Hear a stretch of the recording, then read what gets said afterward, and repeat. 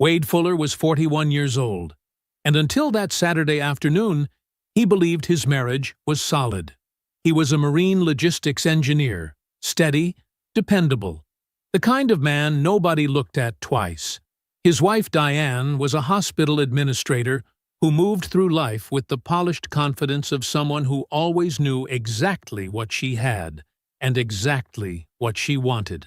What she didn't know was that the quiet man she'd been slowly erasing from her plans had spent 7 years building a luxury yacht rental company worth $1.2 million, registered under a name she'd never think to search. She didn't know because he never told her. He never told anyone. Then his cousin sent a photo to a group chat, a joke about someone living lavishly out on the harbor. Wade looked at the image and went completely still.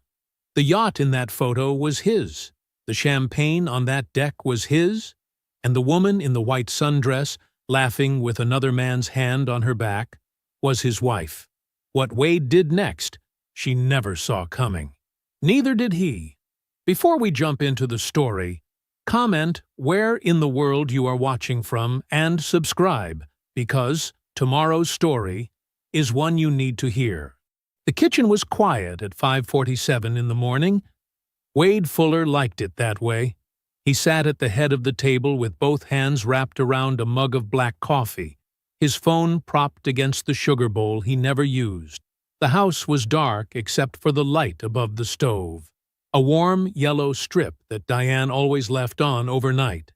Outside the window, the neighborhood sat still. No cars, no dogs, just the soft, heavy quiet of a Friday that hadn't started yet. Wade took a slow sip and read the message on his screen. It was from Terrence, his maintenance lead.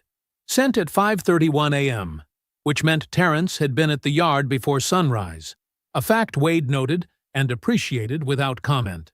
Bilge pump on Vessel 2 is pulling slow. Recommend full swap before weekend charters. Parts in stock. Need your go-ahead. Wade set his mug down. He read it once more. Then he typed back, "Approved. Get it done before noon. Log the swap in the maintenance record." He sent it, set the phone face down on the table, and picked his coffee back up. 4 texts, maybe 90 seconds. That was how most problems got handled when you stayed ahead of them. Azure Tide Ventures had been his for 7 years now. 3 luxury yachts, 2 pontoon cruisers, a dock manager, a small maintenance crew, and a client list that had grown steadily and quietly through word of mouth. Corporate retreats, anniversary charters, birthday parties for people who wanted to feel like they'd arrived somewhere. The company cleared more money in a good quarter than his engineering salary did in 6 months. The LLC was registered under his mother's maiden name, Caldwell, and the business address ran through a mail service 2 towns over. Nobody in Wade's personal life knew any of that, not his co-workers at the Gulf Coast shipping firm where he spent his weekdays running marine logistics, not the neighbors who waved at him over the fence, not the guys he played cards with twice a month. Not Diane. He wasn't hiding it from her because he didn't trust her. He was hiding it because his father had taught him, through a very expensive lesson that cost the family everything when Wade was 14, that you do not show what you're building until it is built. You do not let the world weigh in on something that is still becoming. You protect it. You document it. You grow it in the quiet, and then one day it simply exists, fully formed and legally sound, and nobody can take credit for it, and nobody can talk you out of it. That was the code. Wade had lived by it so long it didn't feel like hiding. It felt like discipline. He heard the bedroom door open upstairs, footsteps on the hallway floor. Soft, deliberate. Then the bathroom. Then, after a few minutes, Diane appeared at the top of the stairs in her robe, hair pulled back, moving the way she always did in the morning, like a woman who had somewhere to be and was already planning for it before breakfast. She came downstairs, glanced at Wade, and went straight to the coffee maker. "You're up early," she said. "Always am." She poured her cup and leaned against the counter. She was beautiful, still, genuinely. with the kind of composed, careful grace that had caught his eye 12 years ago at a fundraiser where neither of them had known anyone else. She had laughed at something he said and touched his arm, and that had been that. "I'm going out tomorrow," she said. "Saturday. Some of the hospital people are getting together.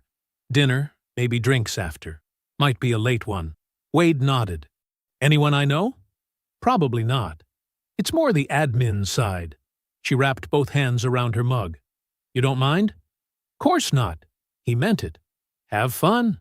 She gave him a small smile, the kind that was polite without being warm, the kind that said thank you for not making this complicated. Then she took her coffee and went back upstairs, and the kitchen was quiet again. Wade sat with that for a moment. Then he picked up his phone, opened his email, and moved on.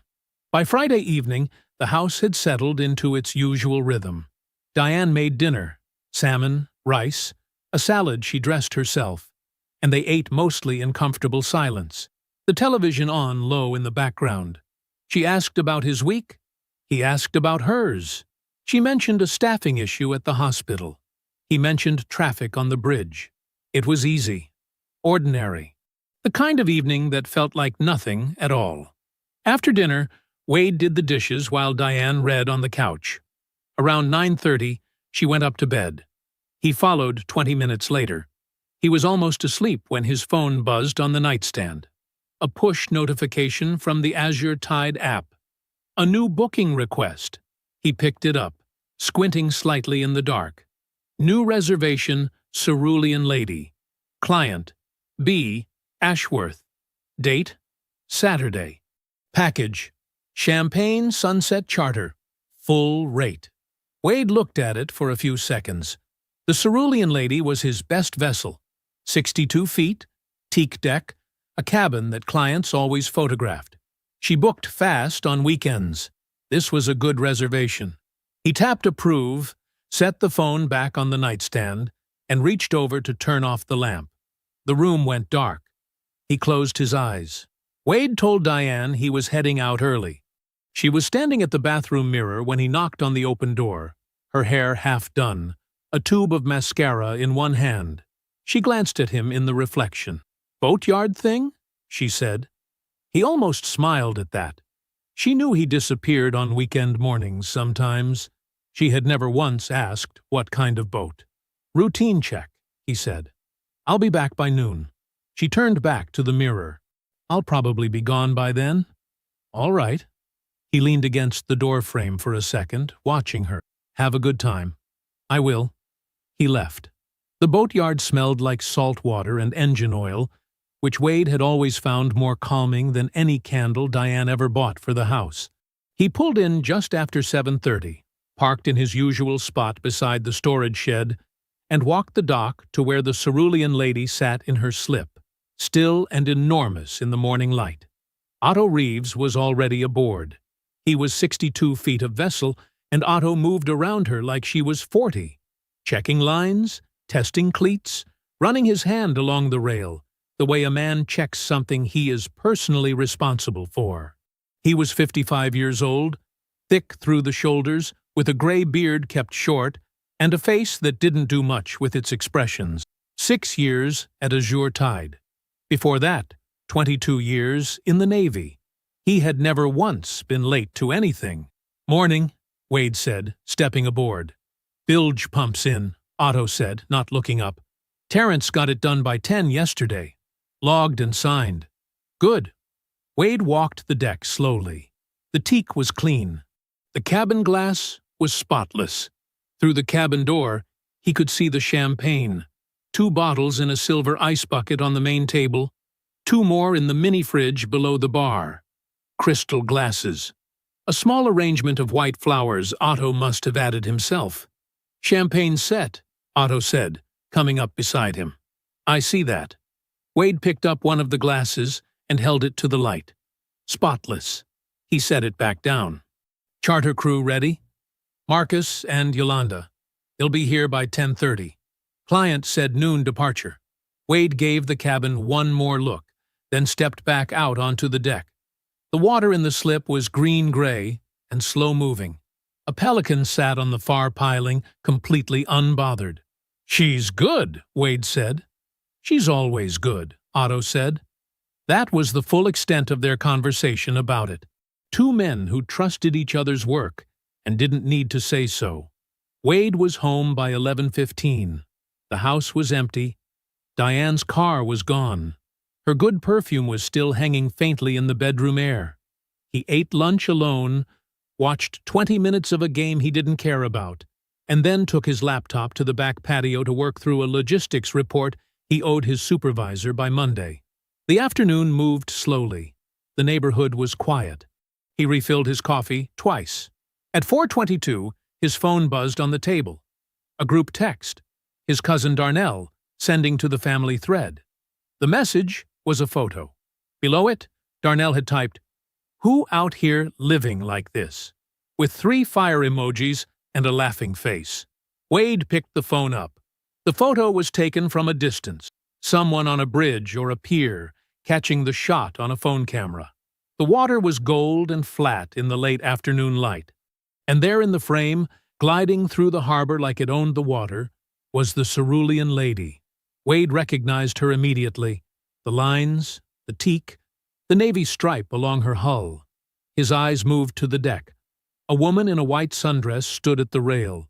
She had a champagne glass in her hand. Her head was tilted back, and she was laughing at something, her whole posture open and easy in a way Wade couldn't remember seeing in a very long time. A man stood behind her. His hand was on her back, low, comfortable, like it had been there before, like it belonged there. Wade zoomed in with 2 fingers. The woman was Diane. He looked at the man, dark hair, well-dressed, big watch, big smile. Nobody Wade had ever seen before.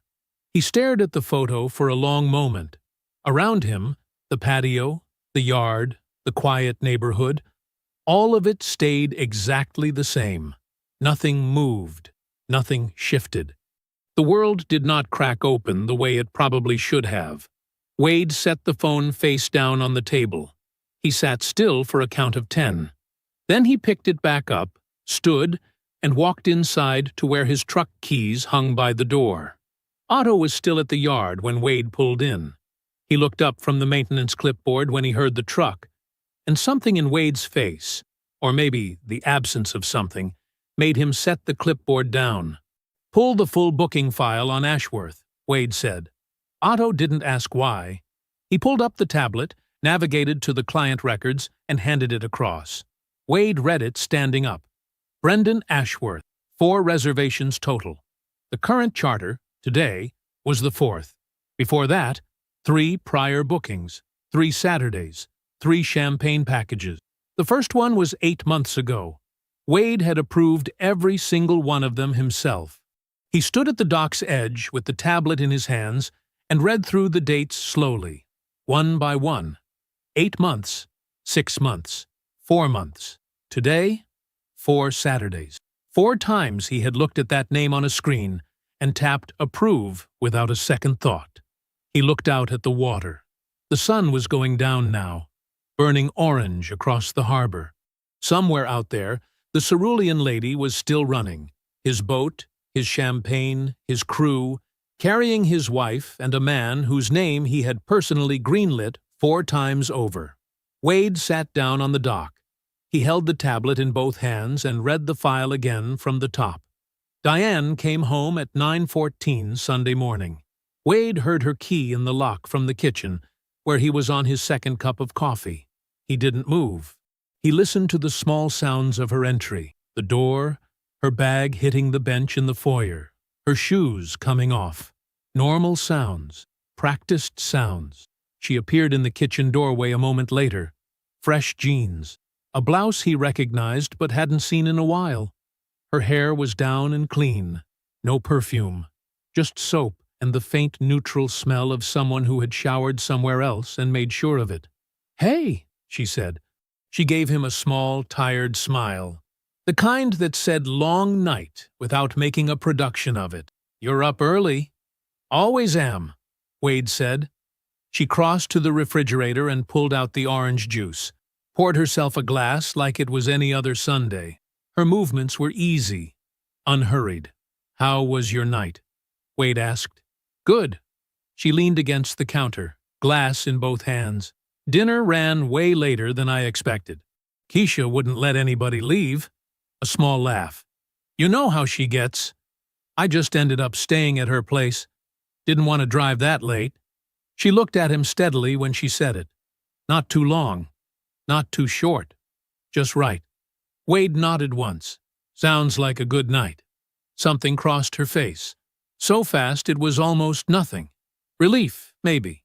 The specific relief of a woman whose story landed without a crack. "It was," she said. "I'm going to go shower. Actually, shower."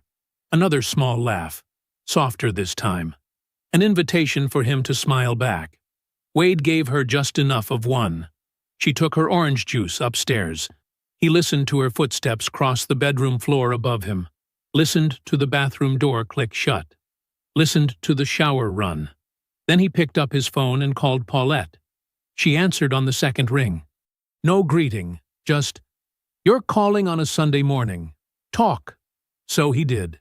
He told her about the photo, about the doc, about Otto pulling the file and the 4 booking dates lined up like a calendar someone else had been keeping. He told her the man's name, Brendan Ashworth, and he told her he didn't know how long it had been going on. Not yet. But that 4 Saturdays was just what was on paper. Paulette was quiet the entire time he spoke. That was the thing about his sister. She did not interrupt. She did not gasp. She absorbed. When he finished, there was a pause. Then she said, "Does she know about Azurtide?" "No." "You're sure?" "Positive." Another pause, shorter this time. "Good. Keep it that way." Her voice was even, controlled. But Wade knew Paulette well enough to hear what was underneath it. A cold, quiet fury being held very still. "Don't change a thing, Wade. Not one account, not one password.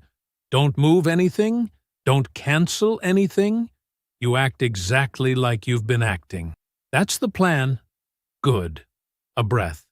"I'm going to send you a name. She's an attorney. She's who you call next." Nadia Brooks answered, like someone who had been at her desk for hours, which, Wade would later learn, she usually had been. He gave her the outline, the affair, the yacht, the booking history. She listened without interrupting him either, and when he finished, she asked him exactly 2 questions. "Is the rental company documented cleanly?" "Yes." "Do you want to protect it or weaponize it?" Wade thought for 3 seconds. "Both." "All right." No hesitation, no pause to absorb anything. She had already moved ahead of the conversation. "Here's what you're going to do. You're going to document everything you find, and you are not going to touch anything else. Don't close accounts. Don't move money. Don't confront anyone. You let her believe you have no idea anything is wrong." A beat. "Can you do that?" "Already doing it," Wade said. "Good. Send me whatever financial records you can pull from your joint accounts going back 2 years. I'll tell you what I'm looking at once I see it." He pulled the records that night. Diane was asleep upstairs. The house was dark and quiet, the only light coming from his laptop screen at the kitchen table. He went through the joint account statements methodically, month by month, column by column, the way he read any report. Looking for the structure beneath the numbers, he found it inside 20 minutes. Small transfers. Never the same amount twice. Never large enough to trigger the automatic flags the bank used to notify both account holders. Amounts like $310, like $475, like $290, scattered across 14 months, timed irregularly enough that no single month looked alarming on its own. He opened a blank document and started a list. By the time he was done, he had counted it out 3 times because he wanted to be sure. $47,000. 14 months of careful, patient, deliberately sized transfers, gone from their joint account into somewhere he couldn't see from here. Wade sat back in his chair. He thought about the mascara tube in her hand yesterday morning, The easy way. She had turned back to the mirror. I'll probably be gone by then. She had not been planning a Saturday outing. She had been planning to leave him, long before he ever knew a single thing was wrong. He closed the laptop. The kitchen went dark. Nadia Brooks's office was on the 14th floor of a glass building downtown, with a view of the harbor that Wade suspected she never looked at. Her desk was clean, in the way that meant organized, not empty. Everything in a specific place, for a specific reason. She stood when he came in and shook his hand once, firm, and gestured to the chair across from her. No small talk. Wade appreciated that. He set both folders on the desk. She opened the first one. Azure Tides documentation, LLC formation papers, operating agreements, revenue records, the original registration. She read the way he imagined surgeons worked. Precise. No wasted motion. Her eyes moved down each page and she turned it before he expected her to. She did not say anything for a while. Wade sat still and let her work. Finally, she closed the folder and set it flat on the desk with both hands. How long before the marriage was this structured? She asked. The LLC was formed 9 years ago. We've been married 7. Nadia nodded once. And the business restructuring? The one that adjusted the valuation? When was that? 2 years ago. Before or after the counseling? Wade looked at her. After. She picked up her pen. Made a small note in the margin of her legal pad. That's important.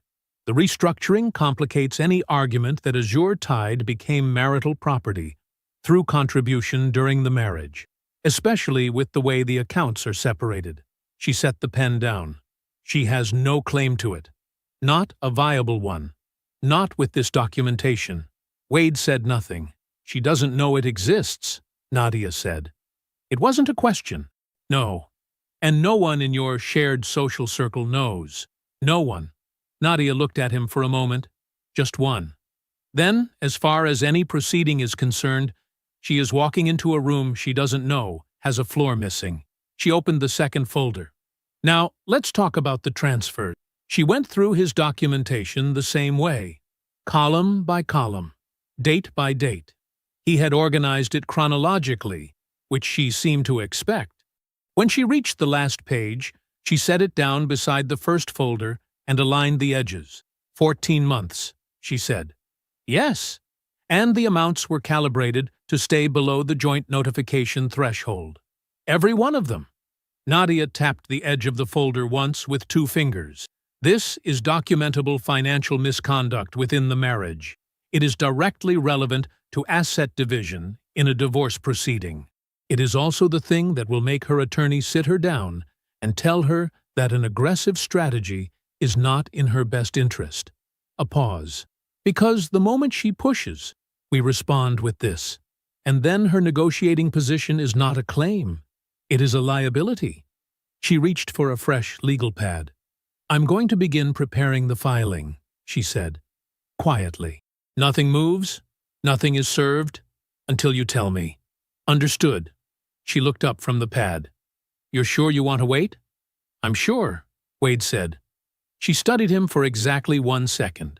Then she wrote something down and said, All right. Paulette flew in on Thursday. She didn't stay in a hotel. She never did. She took the guest room down the hall from the master bedroom, set her rolling bag in the corner, and had her laptop open on the kitchen table inside 20 minutes of walking through the door. Diane was at work. That was intentional. Paulette did not say much when she arrived. She hugged Wade once, tight, and a beat longer than usual, and then let go and got to work. That was how she had always operated. The hug was the feeling. Everything after it was the action. They sat across from each other at the kitchen table. Diane's coffee mug was still in the drying rack beside the sink. Her reading glasses were folded on the counter near the window, right where she always left them. Paulette did not look at any of it. She looked at the documents. They went through every account, every asset, every holding Wade had, joint and individual, business and personal. Paulette moved through the numbers in her precise, unhurried way, asking questions, making notes, occasionally pulling something up on her laptop to cross-reference. She flagged 3 accounts that needed minor restructuring to further insulate Azure Tide's non-marital standing. She drafted transfer documentation for 2 of them on the spot. She did not say anything about Diane while they worked. Not one word. But Wade watched his sister's jaw tighten every time she ran a calculation that included the $47,000 gap. He watched her press her lips together when she reviewed the timing of the transfers against the joint account history. He watched her set her pen down and pick it back up. She was furious. He knew it. She knew he knew it. Neither of them needed to name it. By the time they finished, the light through the kitchen window had gone from afternoon white to the dim amber of early evening. Paulette closed her laptop and gathered her notes into a clean stack. She capped her pen. Then she reached across the table and put her hand over his. She didn't say anything. She didn't need to. Paulette left Friday morning. Wade carried her bag to her rental car, and they stood in the driveway for a moment in the cool air. She looked at him the way she had when he was 14, and their father's business collapsed, like she was taking inventory of how much damage had been done and calculating what he had left to work with. She must have liked the numbers she found. She nodded once. "Call me when Nadia moves," she said. "You'll be the first." She got in the car and drove away without looking back. That was Paulette. You didn't look back at things you had already accounted for. That evening, Wade came home to a quiet house. The lights in the kitchen were off. Diane's work bag was on the chair by the door. She was already upstairs. He climbed the steps without hurrying and pushed the bedroom door open enough to see. She was asleep, facing away from him. Her phone was on the nightstand, face down. He stood there for a moment. Then he pulled the door almost shut and walked down the hall to his home office. He sat down at his desk, opened his laptop, and typed in the name he had been sitting on for a week. Brendan Ashworth. The search results came back fast. There was a lot of surface, a LinkedIn profile with a professional headshot, a company website for Ashworth Development Group, a few local business journal features from a couple of years back. Wade read all of it. Then he dug deeper. Ashworth was 44, based out of the metro area, mid-level commercial and residential real estate developer. The company website listed 3 completed projects and had a 4th listed as in development, a mixed-use commercial complex on the east side of the city, projected at $11 million. There were renderings. There was a quote from Ashworth about revitalizing the corridor. Wade opened a new tab and looked at the public filing records. The picture that came together was instructive. Ashworth Development Group was leveraged, heavily. The completed projects had performed adequately, but not outstandingly. The financing structure for the East Side development was complicated, a layered deal involving at least 2 separate lending groups, with one of them being a firm Wade recognized, not because he had any direct stake in it, but because his senior contact at the Gulf Coast Shipping Company, a man named Gerald Pratt, who had been in commercial finance for 30 years before crossing into logistics consulting, had mentioned that firm by name in a professional conversation 8 months ago. Wade was not a part of that deal. He had no controlling interest, no leverage, but he had a relationship with a man who knew the people involved. He closed that tab, filed it. Then his phone rang. Otto. Another booking came through the concierge line, Otto said. His voice was flat and even, the way it always was.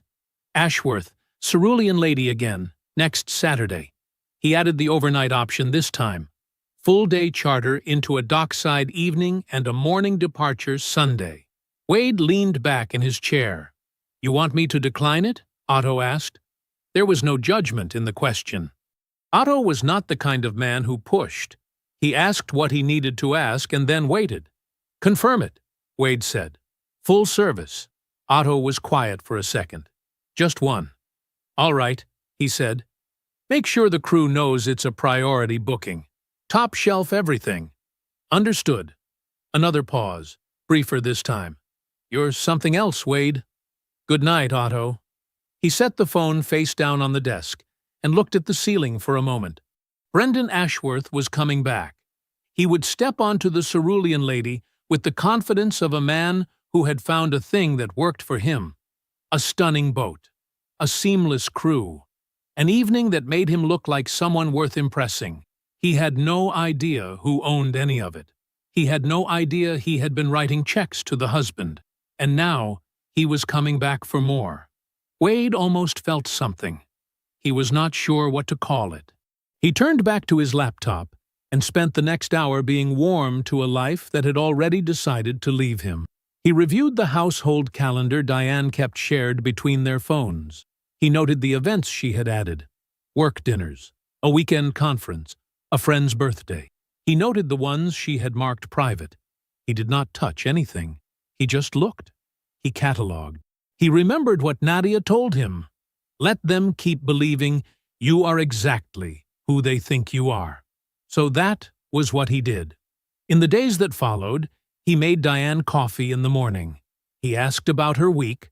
He was present at dinner in the easy, undemanding way that she had come to expect from him. He watched her shoulders lower. He watched the small, careful tension she carried at the base of her neck begin to ease. She thought she was safe. That told him everything he needed to know about her conscience. By midweek, the booking confirmation had come through on the Azure Tide dashboard. Full charter, overnight package, cerulean lady, B. Ashworth. Wade looked at it for a long moment. He let out a slow breath. The trap was open. Now he waited. The tablet was on the kitchen counter. Diane had left for work 20 minutes earlier. Wade had heard her keys, heard the door, heard her car back out of the driveway. He had been standing at the sink, rinsing his coffee mug, when he noticed the tablet's screen still glowing. She had left it unlocked. He set the mug down slowly. He had never gone looking. Not once in the weeks since the photo, since the booking files, since the $47,000. He had gathered what came to him, and he had let Nadia handle the rest. He was not the kind of man who dug through someone's personal things out of spite or desperation, but the screen was right there, and it was still synced to Diane's phone. He could see the notification bar from where he stood. He picked it up. He sat at the kitchen table for the next 2 hours. He read carefully. He did not rush. He moved through the message threads and the call logs the way he moved through a maintenance report or a contract, completely, without skipping, without letting emotion blur the details. The first thing he confirmed was what he already knew. Brendan Ashworth, consistent contact. The shape of it was clear. The tone of the messages, the frequency, the specific kind of shorthand that develops between two people who have spent real time together.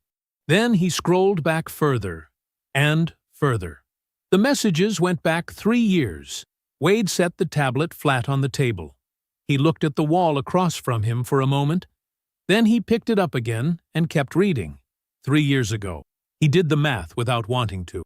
3 years ago was 6 months after the couple's counseling. The sessions that Diane had brought up one quiet Sunday evening, her voice soft, her eyes wet at the edges, telling him she felt like they were drifting, and she didn't want to lose what they had. She had found a therapist. She had already called and made the appointment. He remembered that night clearly. He had reached across the table and taken her hand. He had been grateful. He remembered being genuinely grateful that she wanted to try. They had gone every other week for 4 months. He had said true things in that room, uncomfortable things, things about his own distances and his own silences, and the ways he knew he had made her feel like a secondary consideration when work ran long.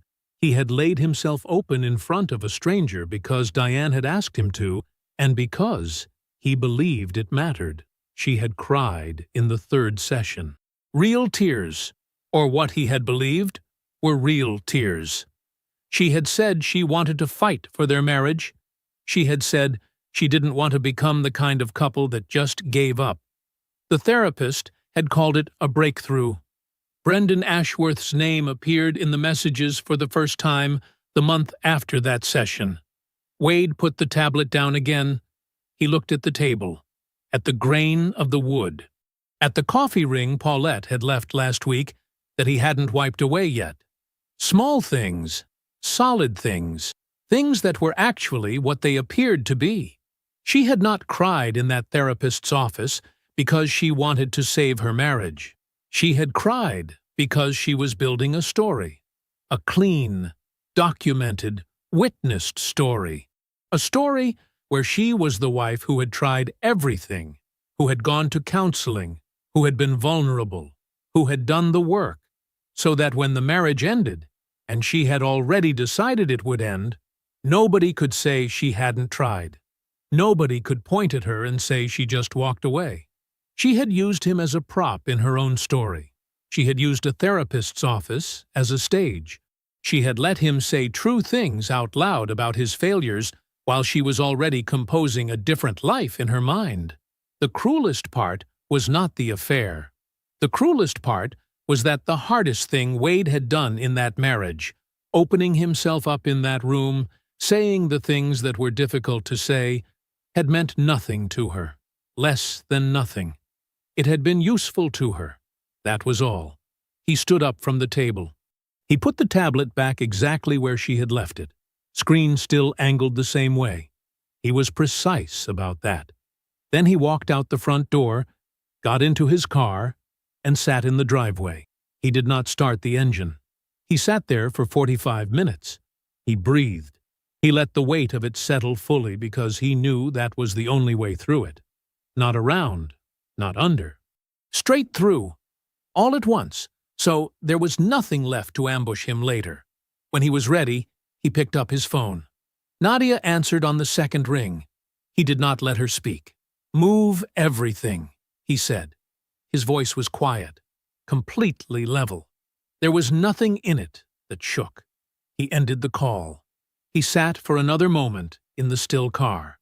Then he got out, walked back through the front door, found Diane in the kitchen. She must have come home for lunch, and kissed her on the cheek. "What do you want for dinner?" he asked. Wade called Otto at 7:15 the next morning. He was already dressed, coffee made, standing at the kitchen window, watching the light come up slow and gray over the neighbor's roof. "Saturday's charter," Wade said. "I need you to prep the cerulean lady." "Already planned on it," Otto said. His voice was easy, unhurried. "Full service." "Full service." Wade paused. "And I need you to install the new guest log system before then. The digital one we talked about at the start of the season." A brief silence. "The time-stamped boarding system." "That's the one." "I can have it running by Thursday," Otto said. "Retroactive entries for all prior charters, too. Once it syncs with the existing records, it'll pull everything. Every booking, every name, every date." "Good," Wade said. "Make sure the Ashworth charters are all in there. All 4 of them." Otto did not respond immediately.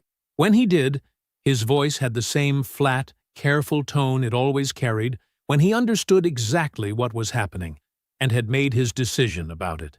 "Understood," he said. That was all either of them needed. Nadia called at 9. She didn't waste time on pleasantries. She never did. "Filing is finalized," she said. "Everything is ready. I just need your word after Saturday, and I can have it served by Monday morning." "Monday morning," Wade repeated. "That works. The financial documentation is clean," she continued. "Paulette's restructuring is airtight. I've reviewed everything she sent over. If Diane's attorney tries to reach for Azure Tide, there is nothing to hold on to. It is structured correctly. It is documented correctly. And it predates any argument she could make about marital contribution. And the transfers? The $47,000 is fully documented. Dates, amounts, destination accounts. It is the first thing I will put in front of her attorney." A pause. "Diane hired someone, by the way. Gerald Hutchins." Wade knew the name, knew the reputation. Hutchins was the kind of attorney who made noise, press releases and aggressive posturing, and a lot of motion filings designed to make the other side feel like they were standing in front of an oncoming train. "He'll come in loud," Wade said. Yes, Nadia said. And then he'll look at our documentation and advise her to settle. She said it the way someone states a weather forecast. Confident. Based on data. Not a boast, just a fact she had already calculated and moved past. Wade said, I'll call you Sunday. I'll be ready, Nadia said, and hung up. Paulette had already sent everything by the time he checked his email mid-morning. A single message, with 3 attachments and a subject line that read, Done. Call me if you have questions. You won't. He opened each file. She was right. He didn't have questions. The documentation was exactly what it needed to be. Precise, organized, each asset clearly traced and categorized. The azure tide structure was walled off completely. Not hidden, just clean. The difference mattered. Hidden things could be found and used against you. Clean things just stood there, solid and unmovable, and dared anyone to argue with them. He wrote back 2 words. Thank you. She replied in under a minute. Saturday. Let me know. He made the call to Ashworth just after noon. He used Azure Tide's concierge line, a separate number that routed through the company's business account, the same number Ashworth had called twice before to manage his bookings. Ashworth picked up on the 3rd ring. Mr. Ashworth, Wade said. His voice was professional, warm but not familiar. This is the concierge team at Azure Tide Ventures calling about your booking this Saturday. Yeah, the cerulean lady. We're all confirmed, right? Ashworth's voice was easy, the voice of a man who expected things to be in order because he was paying for them to be. Completely confirmed, sir, Wade said. That's actually why I'm reaching out. You're one of our top repeat clients this season, and we'd like to offer you a complimentary upgrade.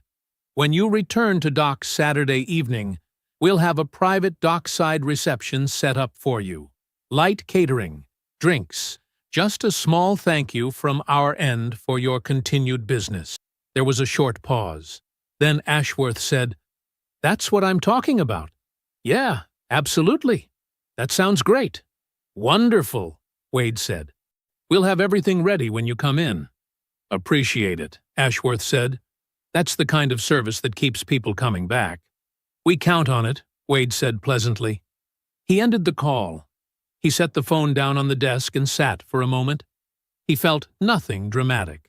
No surge of satisfaction, no heat in his chest.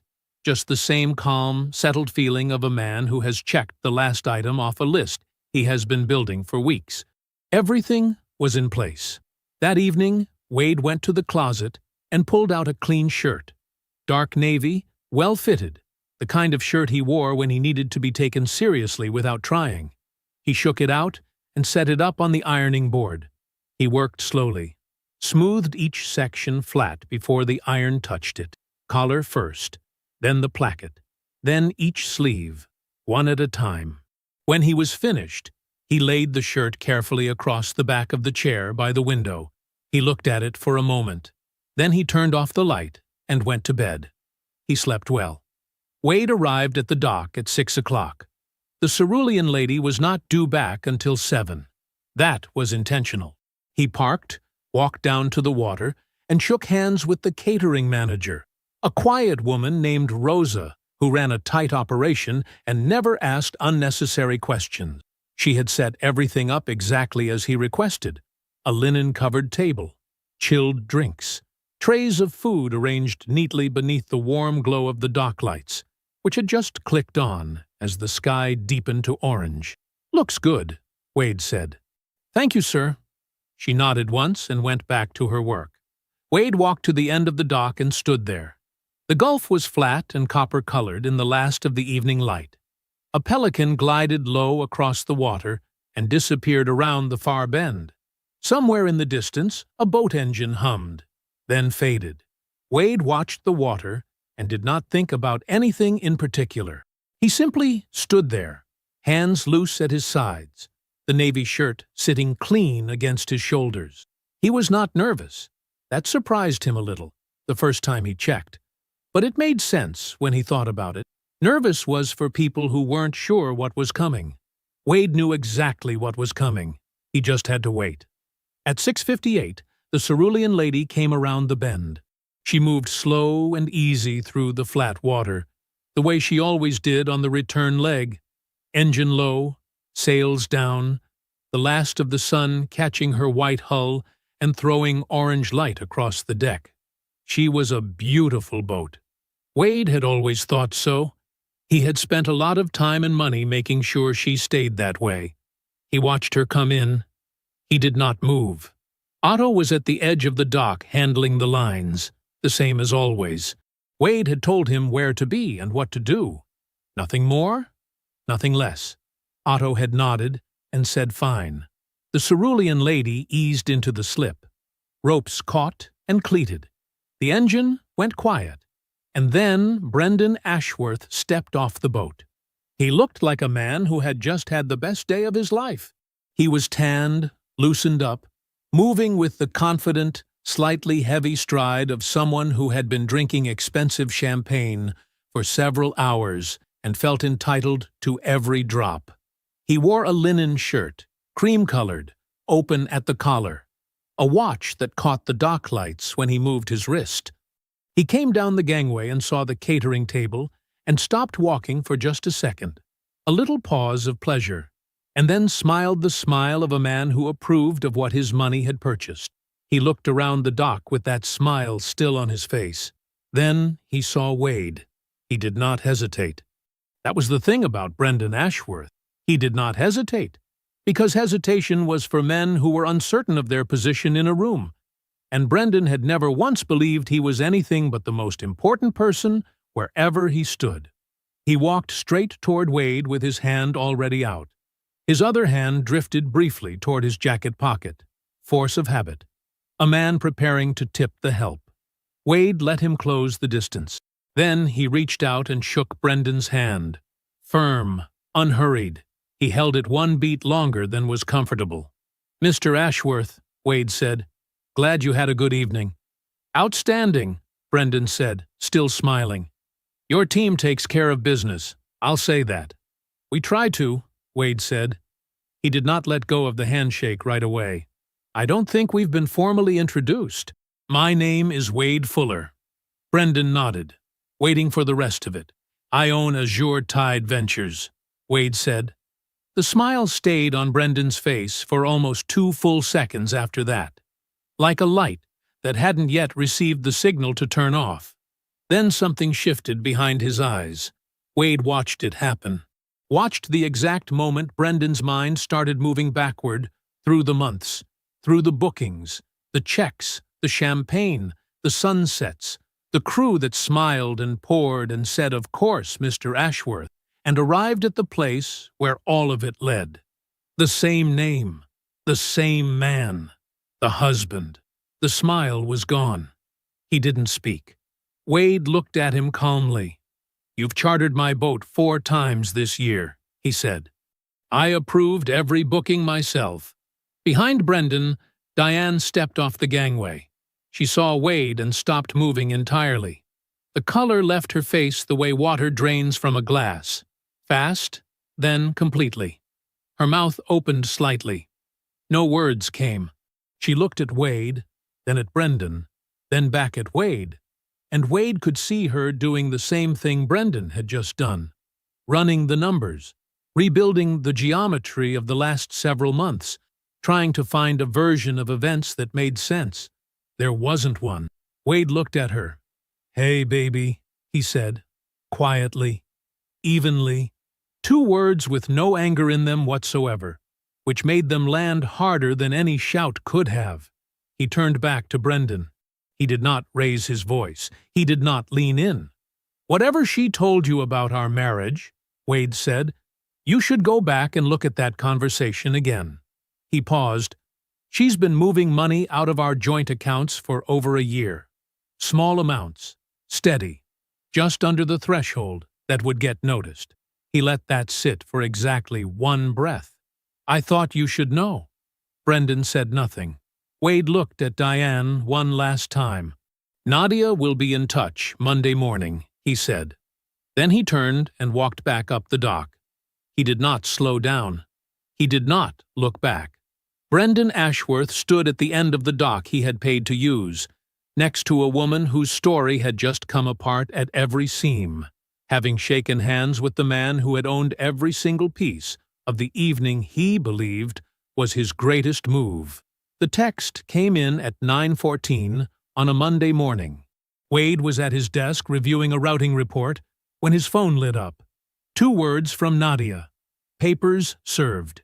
He read it once, set the phone face down on his desk, went back to the routing report.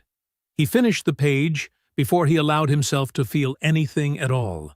Then he leaned back in his chair and looked at the ceiling for exactly 5 seconds. That was it. That was the whole celebration. Diane had an attorney by Tuesday afternoon. Wade learned this through Nadia, who learned it through the formal response filing. The attorney was competent. Nadia said so without editorial, which meant she was not worried. A competent attorney working a losing hand was still working a losing hand. The first thing Diane's attorney did was go looking for assets. That was standard, expected. Wade had expected it 3 months ago, which was why Paulette had spent 2 weeks restructuring everything into positions that were not just protected, but obvious in their protection. The kind of clean, well-documented paper trail that communicated clearly to any opposing attorney. We saw you coming. Azure Tide Ventures surfaced within the first week of discovery. Wade imagined the moment Diane's attorney found it. He imagined the phone call to Diane, the explanation of what non-marital property meant, what the documentation showed, how far back the LLC formation went, how airtight the structure was. He imagined Diane's face during that call. He did not feel sorry for her. He felt nothing about it at all, actually, which told him something about how far he had come from that parking lot 6 weeks ago. The $47,000 changed everything. That was the pressure point Nadia had identified from the beginning, and she applied it exactly when it mattered. During the discovery phase, when Diane's attorney was still trying to build a case, Nadia put the documentation on the table. 14 months of transfers, amounts calibrated to stay just under the radar.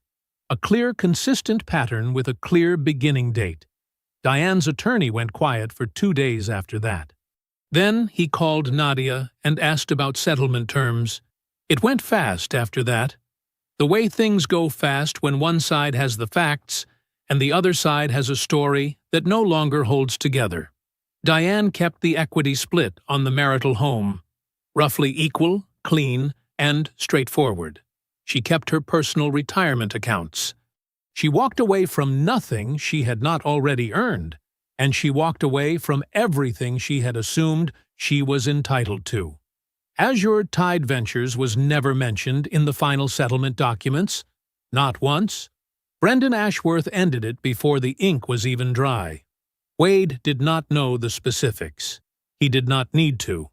What he knew came through channels the way things always come through channels in a city this size. Through Otto, who heard from a dockhand, who heard from someone in Brendan's circle. The story was simple. Brendan had asked questions after the dock.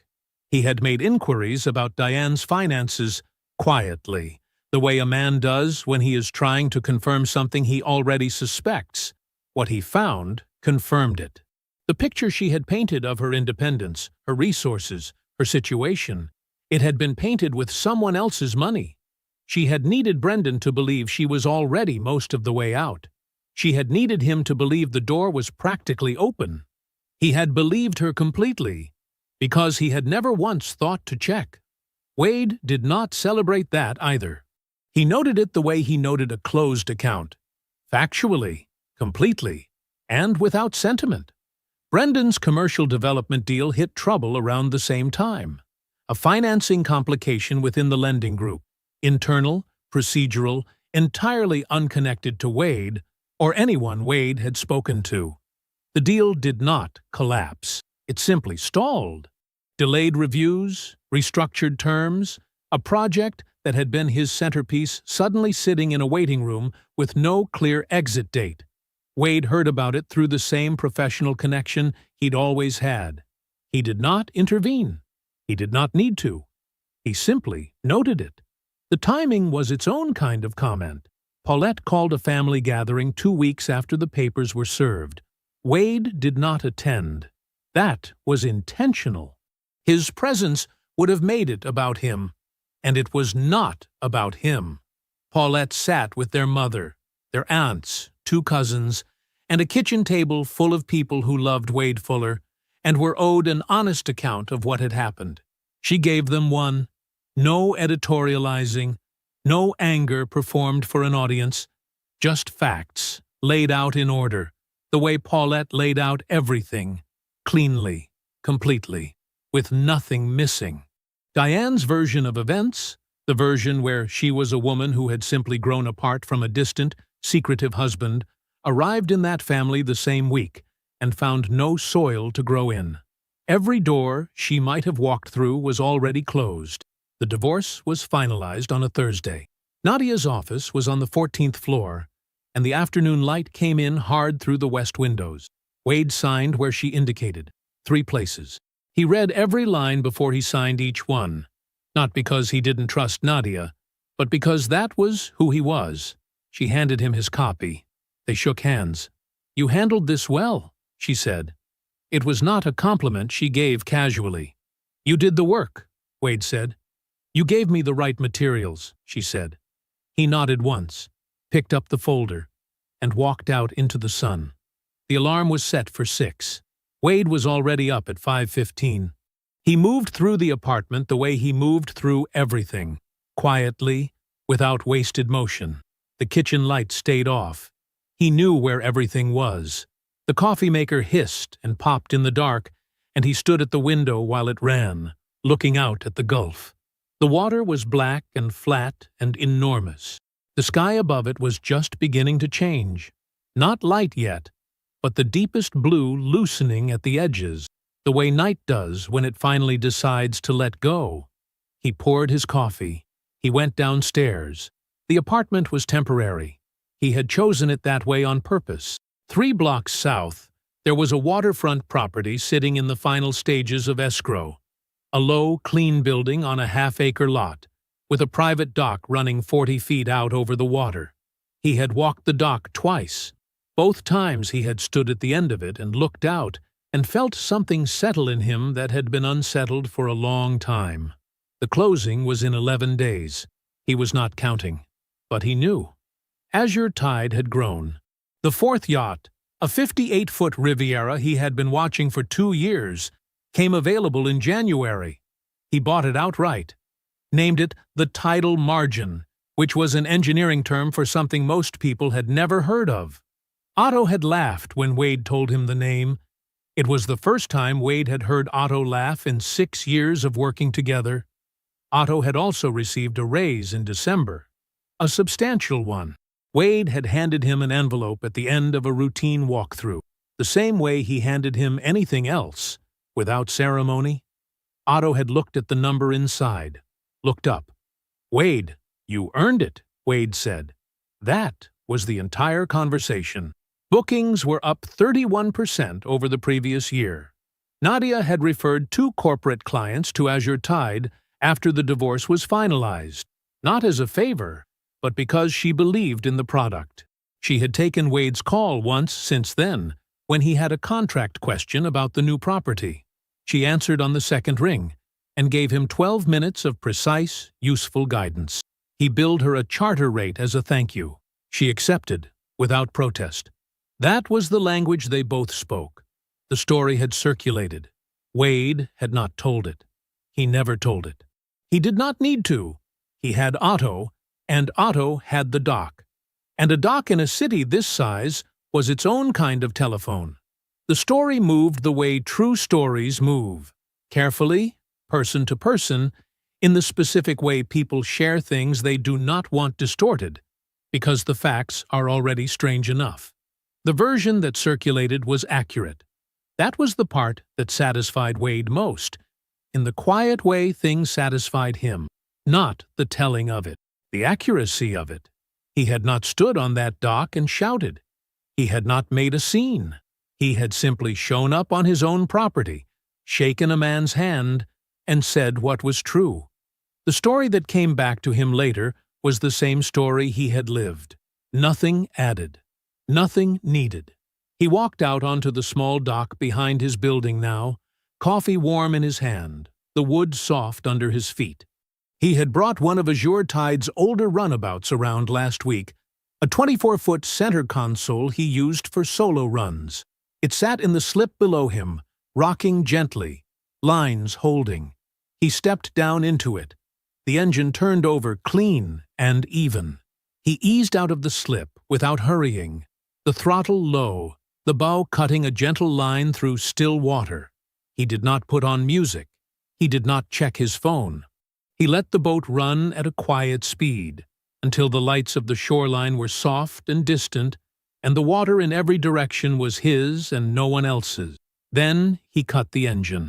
The Gulf went completely quiet. He sat in that quiet, and drank his coffee, and watched the light come. It started as a thin line, copper, then gold, where the water met the sky. It widened slowly, the way things widen when they are built to last. The surface of the water caught it, and scattered it in all directions until it was everywhere at once. He was not thinking about Diane. He was not replaying the dock, not hearing her voice, not seeing the color leave her face, not measuring the weight of what he had said or what he had not said. That chapter was closed and documented and shelved, and Wade Fuller did not reread closed chapters. He was thinking about the property, the dock that would be his in 11 days, the tidal margin, and where he wanted to take her next season. A rooting question Otto had raised last week that deserved a better answer than the one Wade had given him. He was looking at the water ahead. He was thinking about what came next. She thought I had nothing hidden. She was right about that. I wasn't hiding anything. I was building it. I hope you enjoyed that one. Be sure to like the video and subscribe so you don't miss the next story. I've picked out 2 more for you that I think you'll really like.